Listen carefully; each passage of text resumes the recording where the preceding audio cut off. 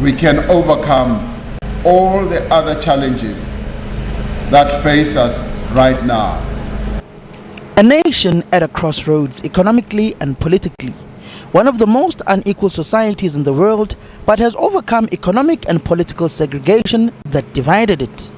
South Africa commemorates 30 years of democracy, where many successes and failures were recorded, but also where democratic institutions were tested and were placed on the verge of destruction during the era of state capture. South Africa's democracy is young. Most of the world's more established democracies are over 100 years old. We are just babies.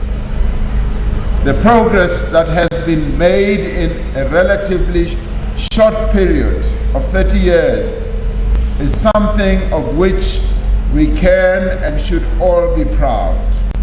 President Cyril Ramaphosa says in the 30 years of democratic rule, the government has rolled out student funding for millions, built houses for the poor, bridges, roads and dams. The head of state says the government has to a certain extent changed the economic outlook and has made strides in senior managerial positions.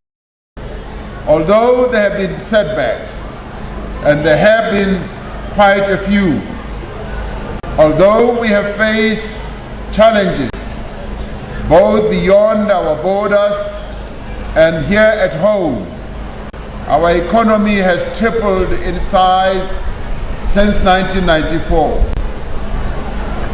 While unemployment still remains our greatest and most pressing challenge, the number of South Africans in employment increased from 8 million in 1994 to over 16 million now.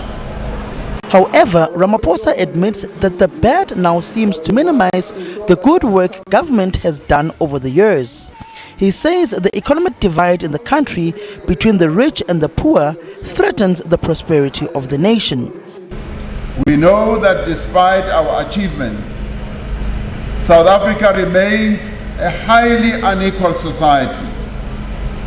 Our people confront every day the apartheid legacy of unemployment, of poverty and underdevelopment.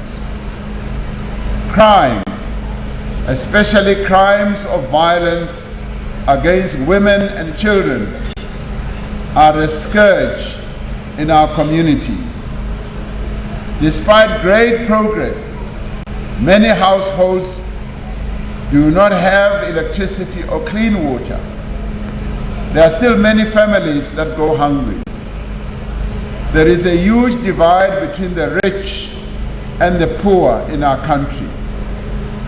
We see this divide in access to healthcare, in access to safe transport, and proximity to services and work opportunities. At times, it seems that these challenges threaten to undermine the achievements we have made over the past 30 years. And yet we know that if we work together, if we harness the same spirit of unity that we did in 1994, we will surely overcome these challenges that confront us.